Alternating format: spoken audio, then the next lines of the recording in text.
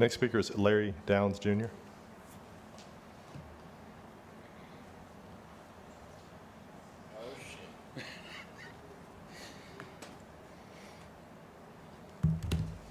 Hello, hello.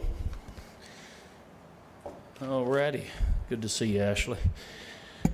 Maybe we can, well, let me start off right here. Larry Downs, Jr. Plumbing, LLC, because fecal matters. All right. Man, I don't even know where to start. I guess I could start out with this poem I wrote on my way here. It's a poem, so this is, this is kind of like expression, freedom of expression, and I'm hoping nobody violates my rights, my First Amendment right. Once upon a time, there was a county commissioner who told me that I couldn't say shit.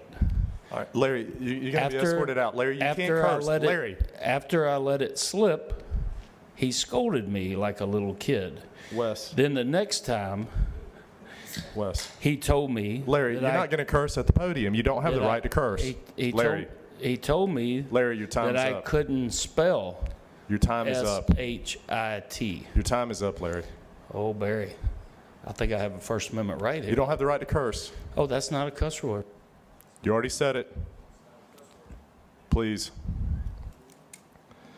We've been through this. Next speaker is Keith Bowie. You can speak as long as you don't curse, Larry. Sure. I love talking to you. You said the word, Larry. I'm not arguing with you. You're not going to curse, and you're not going to spell. You're not going to spell words. It's not an argument. Please, Keith. Holy shit! Today is October 17th, and what happened this morning? October 17th, 2024. So what happened this morning was, I went to the county commission meeting and I wrote another little poem. And what I was trying to do was to encourage our county commissioners, in particular Commissioner Stephen Berry, to encourage him to not violate my First Amendment rights, I should say. So anyways, I read him this little poem here, and he interrupted me and stopped me. It's pretty funny. It'll be on this, it'll be right here at the end of this. But here it is here. Once upon a time, there was a county commissioner who told me that I couldn't say shit. After I let it slip, he scolded me like a little kid. And then, at the next meeting, he told me that I couldn't spell S-H-I-T, shit. Holy shit, that's all I was going to say, and then go into some other things. But he stopped me. And I don't understand how he don't understand, or how he, unless he just intentionally doesn't give a damn. But we have a First Amendment right, and he's telling me that he's not going to let me use profane language. So basically I said, for one, it's not a cuss word. He called it a cuss word, a curse word, profane language. So let me tell you a little bit about, some of y'all know it, but there was a 1971, and there's been other case law as well. But in 1971, it was Cohen versus California. And he was arrested for a First Amendment right violation. You hear that? So anyways, here's what the deal was. There was a 5-4 decision it made it all the way to the Supreme Court, United States Supreme Court. In an opinion by Justin John Marshall Harlan, the court reasoned that the expletive, while provocative, was not directed towards anyone. Besides, there was no evidence that people in substantial numbers would be provoked into some kind of physical action by the words on his jacket. So he had something similar to me, except for his was a worse word than mine. Mine is a common word. And I don't think it's provocative. I don't think it's a cuss word. And it's a matter of opinion. So anyways, one of the this justice right here is pretty interesting, because he says, Justin, this is on the ruling and the opinion. Justin Harlan explained that the court's ruling by noting that the threat posed of confrontation was a theoretical concern of violence over the content on Cohen's jacket. Additionally, when Cohen was arrested, he was not engaged in any behavior that would be reasonably construed as disturbing the peace, which is what he is technically arrested for. Harlan discussed the difficulty in establishing what crossed the line, noting in a famously quoted line from his opinion, for while the particular four-letter word being litigated here is perhaps more distasteful than most others of its genre, it is nevertheless often true that one man's vulgarity is another man's lyric. So in other words, music to my ears. So one man might think that it is offensive, and then another man might think that it's poetic. So that was a poem that I was reading them, which should be protected the same way that it's protected on my shirt.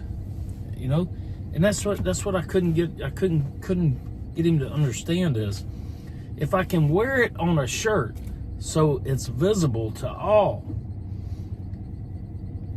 why not the tongue? Why can it not roll off the tongue, but it can be in front of everybody? And I'm not kidding you. I on the back side of this shirt, it's huge. Let me see if I got one real quick. Let me see if I got one here. Hold it. Nope. Dang it. I do have these here. Constitution matters. Which it does matter. Hold on, I may have one. Hold it. I see one. I got it. Here we go. Right here. So on the back side of this shirt, it's pretty big. And of course they can see it. So here it is. And it says right here, First Amendment in cursive. Holy shit. It's also one of my slogans for my plumbing company. So, that being said, he violated my First Amendment right up at the podium.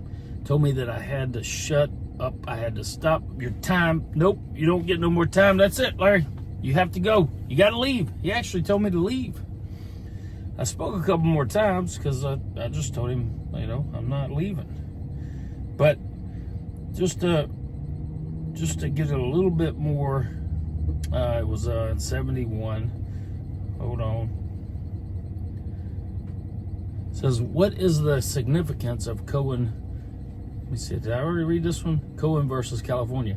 The question under debate is the Cohen case was whether using a swear word was protected as free speech under the First Amendment. The Supreme Court ruled that using a swear word was protected when the word is not used in a threatening manner towards another party.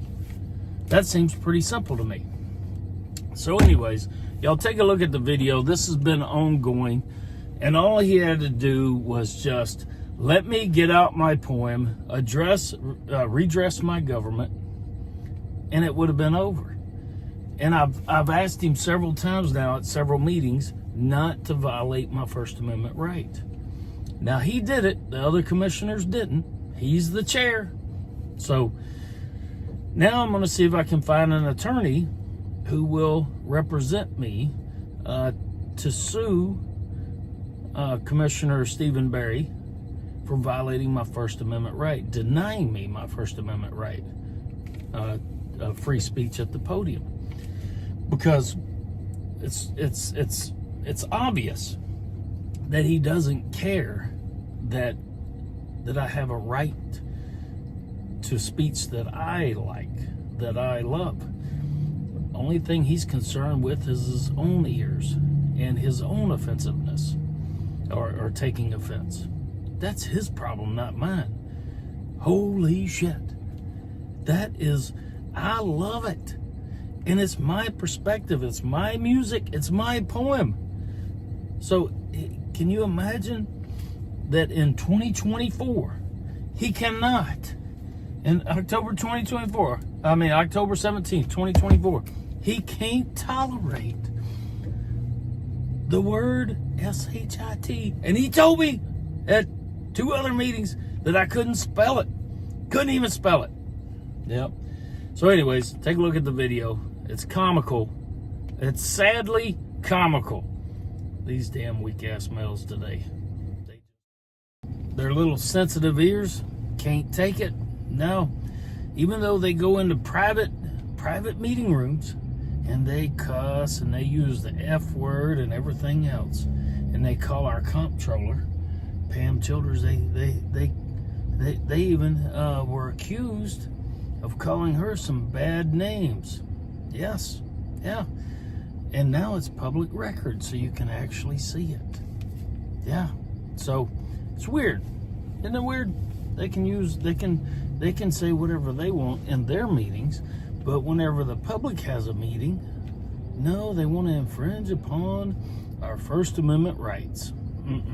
No, I don't think that's right. So, all right, y'all, let me know what you think. MissionObvious.com. Over and out. Speaker is Larry Downs Jr.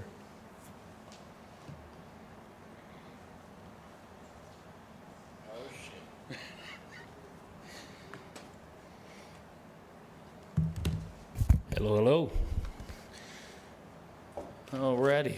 Good to see you, Ashley. Maybe we can, well, let me start off right here. Larry Downs Jr. Plumbing, LLC, because fecal matters. All right. Man, I don't even know where to start. I guess I could start out with this poem I wrote on my way here.